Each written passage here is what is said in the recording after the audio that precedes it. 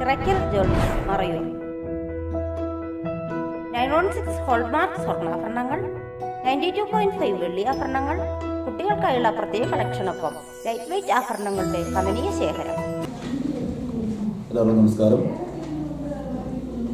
കഴിഞ്ഞ ഒരു വർഷക്കാലമായി മറയൂർ ഗ്രാമപഞ്ചായത്തിലെ, കൃത്യമായി പറഞ്ഞാൽ കഴിഞ്ഞ മാർച്ച് മാസത്തോടുകൂടി മറയൂർ ഗ്രാമപഞ്ചായത്തിലെ പഞ്ചായത്ത് സെക്രട്ടറി അദ്ദേഹത്തിൻ്റെ ചില വ്യക്തിപരമായ കാരണങ്ങളാലും അതോടൊപ്പം തന്നെ അദ്ദേഹത്തിൻ്റെ ഭാര്യയുടെ കുടുംബത്തിലെ അസുഖത്തിൻ്റെ പേരിലും അദ്ദേഹം മറയൂർ ഗ്രാമപഞ്ചായത്തിൽ നിന്നും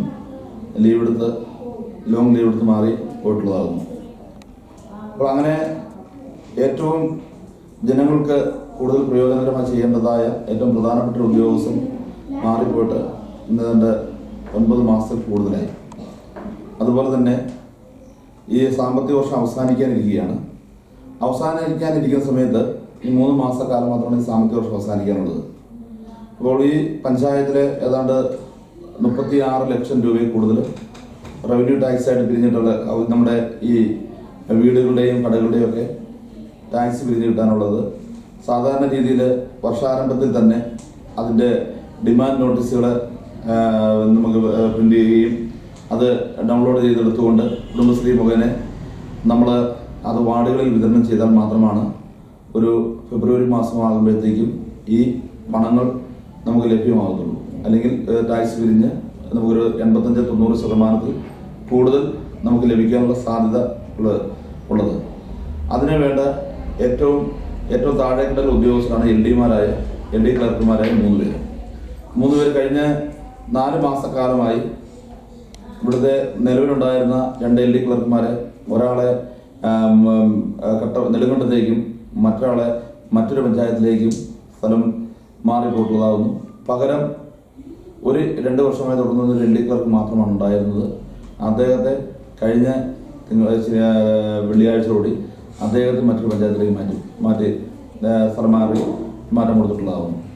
അപ്പോൾ അങ്ങനെ ഏറ്റവും താഴേക്കുള്ള 3 ഉദ്യോഗസ്ഥരെ സർക്കാർ സംവിധാനത്തിൽ നിന്ന് ഇടപെട്ട് പൂർത്തീകരിക്കേണ്ട, അല്ലെങ്കിൽ ഏറ്റവും താഴേക്കുള്ള വാർഡ് തലത്തിലുള്ള ടാക്സ് പിരിക്കേണ്ടതായ ഉദ്യോഗസ്ഥരെ ഈ പഞ്ചായത്തിൽ നിന്നും മാറ്റിയിട്ടുള്ളതാകുന്നു.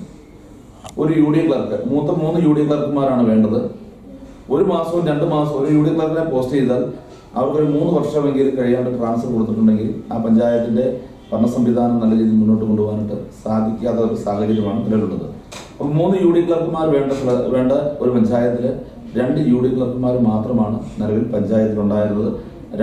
3 മാസം മുമ്പ് വന്ന് അവരെ കഴിഞ്ഞ ആഴ്ചയിൽ ഈ 2 ആളുകളെ ട്രാൻസ്ഫർ ചെയ്ത് പുതിയ 2 പേര് പോസ്റ്റ് ചെയ്തിട്ടുണ്ട്.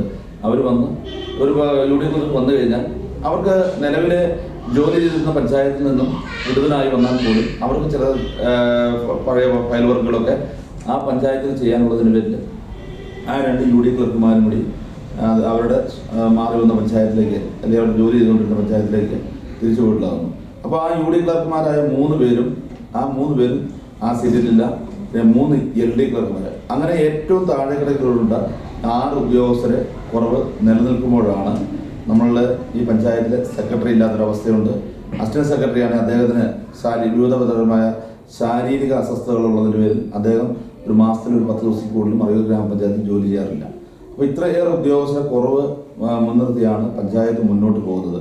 ഇത് കാലാകാലങ്ങളിൽ ഇതിൽ കുറവുകൾ നമ്മുടെ ജില്ലയുടെ പഞ്ചായത്ത് വകുപ്പിൻ്റെ ഉദ്യോഗസ്ഥ ജോയിന്റ് ഡയറക്ടർ ഓഫീസിലും അതോടൊപ്പം തന്നെ സംസ്ഥാന തലത്തിലെ മന്ത്രിയെയും അതോടൊപ്പം തന്നെ ഡയറക്ടറേറ്റിലും ഒക്കെ നമ്മൾ ഈ കാര്യങ്ങൾ അറിയിക്കുകയുണ്ടായി.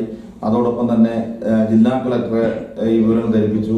നാളുകളായി നമ്മൾ ഈ പഞ്ചായത്ത് അവരെ അറിയിക്കുന്നതല്ലാണ്ട് നമുക്ക് അതിൽ നിന്നും ഒരു ഉദ്യോഗസ്ഥരെ പോസ്റ്റ് ചെയ്തുകൊണ്ട് ഇവിടുത്തെ ഭരണത്തിൽ സുഗമമായി നടത്തുന്നതിന് ആവശ്യമായ ഉദ്യോഗസ്ഥരെ പഞ്ചായത്തിന് തരാത്ത സ്ഥിതിവിശേഷമാണ് നിലനിൽക്കുന്നത്. അപ്പോൾ ടാക്സ് പിരിവുമായി ബന്ധപ്പെട്ടുകൊണ്ട് കഴിഞ്ഞ ഒരു 6 മാസം മുമ്പ് ഈ ഡിമാൻഡ് നോട്ടീസ് വീടുകളിൽ എത്തിക്കേണ്ടത് നാളുകളിലായിട്ട് എത്തിക്കുന്നതിനുള്ള ഉദ്യോഗസ്ഥർ നിലവിൽ കുറവുണ്ട്.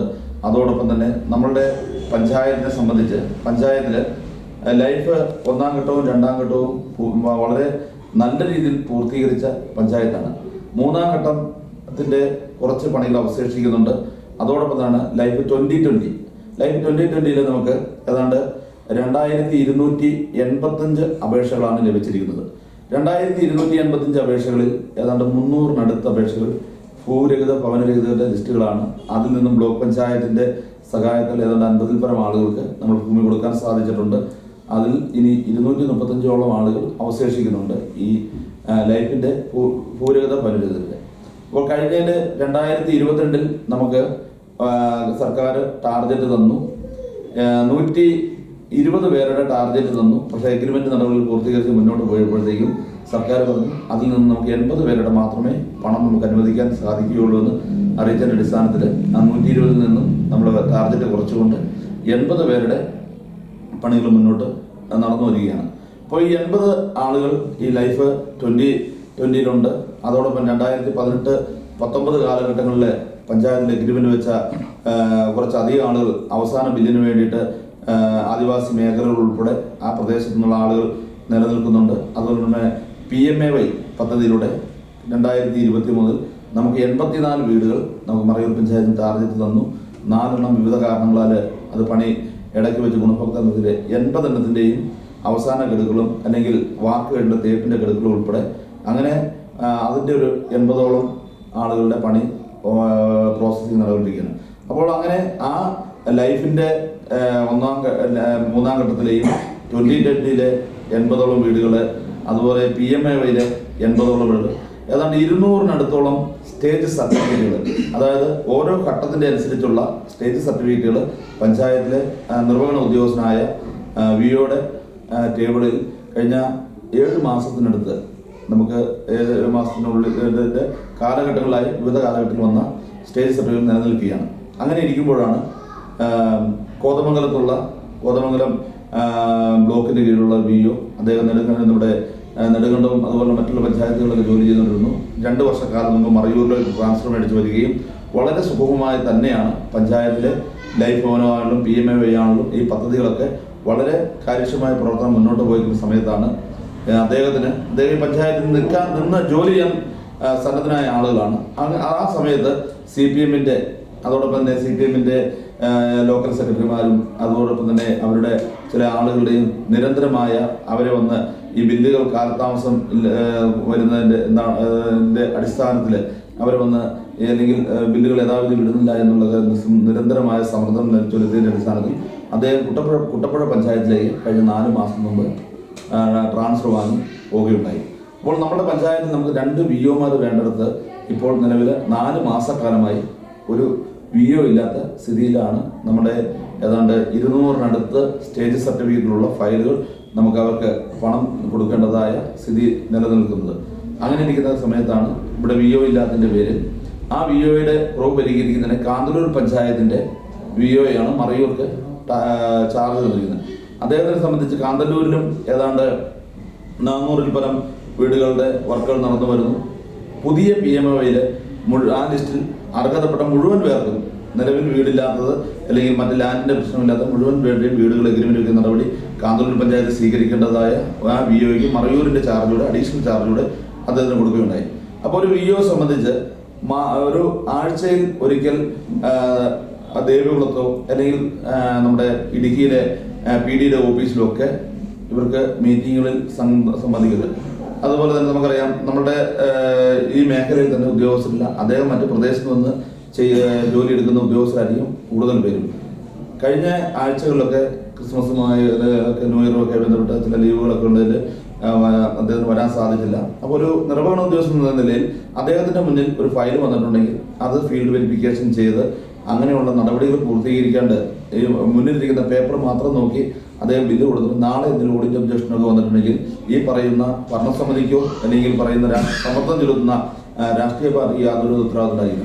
അതിലെന്തെങ്കിലും അദ്ദേഹത്തിന്റെ ആ ജോലിയുടെ ഭാഗമായി എന്തെങ്കിലും വീഴ്ച വന്നിട്ടുണ്ടെങ്കിൽ അതിന് തിരിച്ചടവ് ആ നിർവഹണ ഉദ്യോഗസ്ഥന്റെ മാത്രം ചുമതലയായതിന്റെ പേരിൽ അദ്ദേഹം ആ ബില്ലുകളെല്ലാം ഷോർട്ട് ചെയ്തുകൊണ്ട് നമ്മുടെ ഫീൽഡ് ലെവൽ പരിശോധനകൾ നടത്തി ബില്ല് എടുക്കുന്ന ആ നടപടി ചെയ്തുകൊണ്ടിരിക്കുമ്പോഴാണ് ഇന്ന് CPM-ന്റെ ഏരിയ കമ്മിറ്റി അംഗം ചന്ദ്രന്റെയും അതോടൊപ്പം തന്നെ ലോക്കൽ സെക്രട്ടറി അണ്ണാദുരയുടെയും നേതൃത്വത്തിൽ കുറച്ച് CPM-ന്റെ പ്രവർത്തകർ വന്ന് അദ്ദേഹത്തിനെ ഭീഷണിപ്പെടുത്തി മാനസികമായി സമ്മർദ്ദം ചെലുത്തിയതിന്റെ അടിസ്ഥാനത്തിൽ അദ്ദേഹം ലീവ് എടുത്തു പോവുകയാണെന്ന് പറഞ്ഞ് ബാഗ് എടുത്തുകൊണ്ട് അദ്ദേഹം പോവുകയുണ്ടായി. പിന്നെ ഭരണസമിതി ഇടപെട്ടുകൊണ്ട് അദ്ദേഹത്തെ തിരിച്ചു വിളിച്ച് അദ്ദേഹം ആ കാര്യങ്ങൾ കാര്യക്ഷമമായി അടിയന്തരമായി കൊടുക്കുന്ന നടപടി സ്വീകരിച്ചു വരികയാണ്. അപ്പോൾ ഞങ്ങൾക്ക് പറയാനുള്ള കാരണം, നിങ്ങൾക്ക് നമുക്ക് നിങ്ങൾ ഉന്നയിക്കുന്ന പോലെ തന്നെ ആക്ഷേപം പഞ്ചായത്ത് ഭരണസമിതിക്കുമുണ്ട്.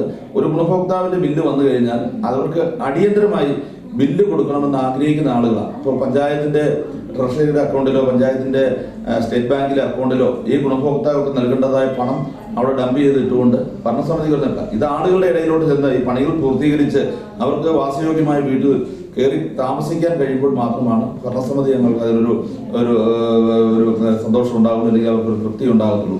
അപ്പോൾ അങ്ങനെ ഇരിക്കുന്ന കാലഘട്ടങ്ങളിൽ നമുക്കറിയാം, ഇവിടെ CPM-ന്റെ ഭാഗത്ത് നിന്ന് 2 പഞ്ചായത്ത് മെമ്പർമാരുണ്ട്, CPI-യുടെ ഒരു പഞ്ചായത്ത് മെമ്പറുണ്ട്. അങ്ങനെ 3 പേര് ഇടതുപക്ഷത്തിൽ നിന്നും വിജയിച്ചു വന്ന ആളുകൾ ഈ പഞ്ചായത്ത് നൽകുമ്പോൾ എന്താണ് കാരണം? ഈ ബില്ല് ആളുകളുടെ ബില്ല് എന്തുകൊണ്ടാണ് അവർക്ക് യഥാവിധി എത്താത്തതെന്ന് അവരുടെ ഭരണസമിതി അംഗങ്ങളോട് ചോദിക്കാം. അല്ലെങ്കിൽ പഞ്ചായത്ത് പ്രസിഡന്റുണ്ട്, ബന്ധപ്പെട്ട സ്റ്റാൻഡിംഗ് കമ്മിറ്റികളുണ്ട്, അവരോട് ഈ കാര്യങ്ങളെ കുറിച്ച് ചർച്ച ചെയ്യാതെ നേരെ ചെന്ന് അദ്ദേഹത്തിനോട് കയറുകയും അദ്ദേഹത്തിന്റെ ജോലി തടസ്സപ്പെടുത്തുകയും അദ്ദേഹത്തെ മാനസികമായി പീഡിപ്പിക്കുകയും ഒക്കെ ചെയ്തു കഴിഞ്ഞിട്ടുണ്ടെങ്കിൽ ഉണ്ടാകുന്ന ബുദ്ധിമുട്ട് വളരെ സങ്കീർണമായിരിക്കും. നമുക്കറിയാം, ഒരു സർക്കാർ ഉദ്യോഗസ്ഥന്റെ ജോലി തടസ്സപ്പെടുന്ന രീതിയിൽ നമ്മൾ മുന്നോട്ട് പോയിട്ടുണ്ടെങ്കിൽ അവർക്ക് വേണമെങ്കിൽ പരാതിപ്പെടാം. ആ ഒരു അനുഭവം നിലവിൽ ചന്ദ്രനെ സംബന്ധിച്ച് മുൻകാലങ്ങളിൽ ഈ പഞ്ചായത്തിലെ ഇതുപോലുള്ള ഉദ്യോഗസ്ഥനെ ഭീഷണിപ്പെടുത്തിയതിന്റെ ഭാഗമായി നിലവിൽ കേസുകളൊക്കെ നിലനിന്നതാണ്. അപ്പോൾ ഞങ്ങൾക്ക് പറയാനുള്ളത്, ഞങ്ങൾക്ക് ആരുടെ പേരിലും ഭീഷണിപ്പെടുത്തുകയോ കേസെടുക്കുകയോ എന്നല്ല പറയുന്നത്. നിങ്ങൾ ഒരു രാഷ്ട്രീയ കക്ഷിയുടെ ആളുകൾ എന്ന നിലയിൽ അത് ഭരണസമിതിയോട് ചോദിക്കാം, അല്ലെങ്കിൽ നിങ്ങളുടെ ഭാഗത്തുനിന്ന് വിജയിച്ചു വന്ന മെമ്പർമാരോട് ചോദിക്കാം എന്താണ് ഇതിന്റെ കാരണം. അപ്പോൾ ആ കാരണങ്ങൾ അറിഞ്ഞുകൊണ്ട് പ്രവർത്തിച്ചാൽ ഈ സങ്കീർണമായ ഒരു വിഷയം ഇന്നിവിടെ ഉണ്ടാകില്ലായിരുന്നു. തീർച്ചയായിട്ടും ഇതിന് കാര്യക്ഷമമായി ഇടപെടാൻ കഴിയുന്ന ഒരു രാഷ്ട്രീയ പാർട്ടി ആളുകൾ കൂടിയാണ് ഇവര്. നമുക്കറിയാം, ഇന്ന് സംസ്ഥാനം ഭരിക്കുന്ന CPM ആണ്. അവിടുത്തെ നമ്മുടെ ഇടുക്കി ദേവികുളം നിയോജക മണ്ഡലത്തിന്റെ MLA CPM-ന്റെ ആളാണ്. അതോടൊപ്പം ബ്ലോക്ക് പഞ്ചായത്ത് ഭരിക്കുന്നതും CPM ആണ്, അല്ലെങ്കിൽ CPI ആണ്. അതുപോലെ തന്നെ ജില്ലാ പഞ്ചായത്ത്, അങ്ങനെ ത്രിതല പഞ്ചായത്തുകളിൽ 2 പഞ്ചായത്തുകളിൽ ഇടതുപക്ഷം ഭരിക്കുന്നു. ഇവിടെ സംസ്ഥാന സർക്കാരിന്റെ ഭരണം ഇടതുപക്ഷത്തിനാണ്. അപ്പോൾ എന്ത് ചെയ്യണം? ഈ പഞ്ചായത്തിൽ ഏറ്റവും സാധാരണക്കാർക്ക് ലഭിക്കേണ്ടത് ആനുകൂല്യങ്ങൾ യഥാവിധി ലഭിക്കുന്നതിന് ആവശ്യമായ ഉദ്യോഗസ്ഥരെ നിയമിക്കാൻ